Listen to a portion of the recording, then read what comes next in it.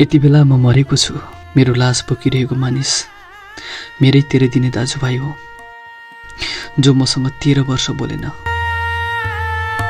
अर्को छ मेरो लास बोक्न पालो कुरिरहेको, ऊ घर जोडिएको छिमेकी हो, जसको मन मसँग कहिल्यै जोडिन मानेन। पछाडि छन् मलाई जलाउने विधिबारे छलफल गरिरहेका आफन्तहरू, जसले मलाई चलाउने विधिबारे कहिल्यै छलफल गरेनन्।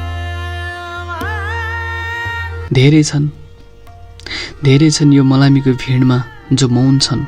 कसैले चलन निभाइरहेका छन् त कसैले जलन निभाइरहेका छन्। कतिले मलामी आउन पाइन भन्ने सन्देश पठाएका छन्। ती तिरै हुन् जो जिउँदो हुन्जेल आउन नै चाहेनन्।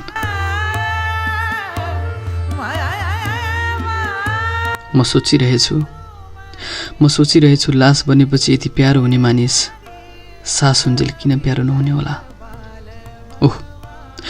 हस्याङ फस्याङ गर्दै कोही आइपुग्यो। अन्तिम पटक मेरो मुख हेर्ने भनी सायद त्यो मेरो छोरा हो, जसले तेरो मुख कहिल्यै हेर्दिन भनी घर छोडेको थियो।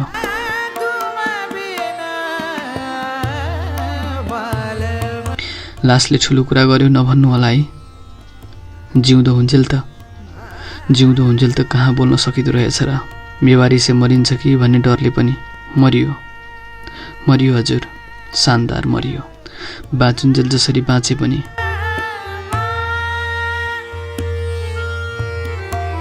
खोइ त हजुरको फुलबुट्टी श्रद्धाञ्जली छुट्नु होला नि फेरि।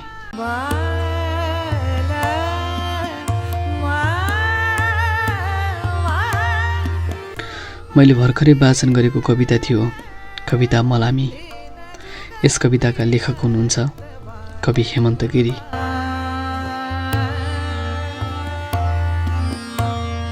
Bye.